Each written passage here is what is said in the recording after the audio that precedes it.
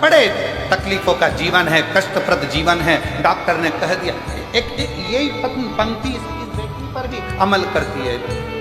मेरा नाम अनीता चौहान है, मेरे पति का नाम दिलीप कुमार चौहान है, रिया पारा रायगढ़ की निवासी हूँ। कहीं बैठी हों तो हाथ हिला सकती हैं, अगर कहीं बैठी हों हाथ हिला सकती हैं और एक बेलपत्र लेने के लिए आ सकती हैं। आ जाओ, आती हैं, ऐसे हाथ हिला दो एक बार, आ जाइए। मेरा नाम अनीता चौहान है, मेरे पति का नाम दिलीप कुमार चौहान है, रिया पारा रायगढ़ की निवासी हूँ। गुरुदेव, एक लोटे जल का मैं क्या वर्णन करूँ।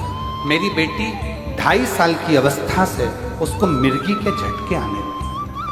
2.5 वर्ष की अवस्था में उसे मिर्गी की बीमारी हो गई और मिर्गी के झटके उसको लगातार आते रहे।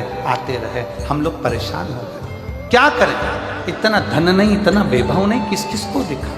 डॉक्टरों का इलाज कराया तो डॉक्टरों ने कह दिया कि ये झटके बंद नहीं होंगे मरते दम तक।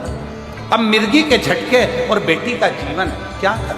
फिर वही वाला प्रसंग किया कि दर्द में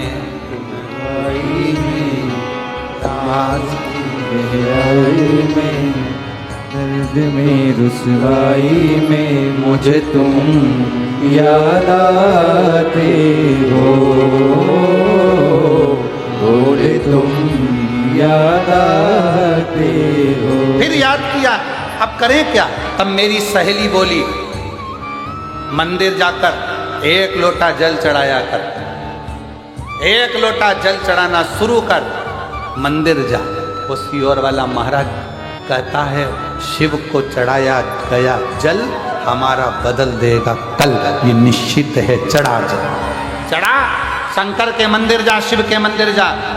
ये मेरी सहेली के कहने पर रोज मंदिर लेकर अपनी बेटी को जाती, एक बेलपत्र और पानी पिला देती, नंदी के पास बिठा देती और बेटी का बस पानी पिलाना प्रारंभ करा, बेलपत्र खिलाना प्रारंभ करा।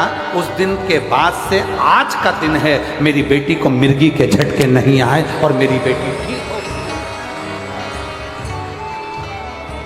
मुझे तुम याद आते हो,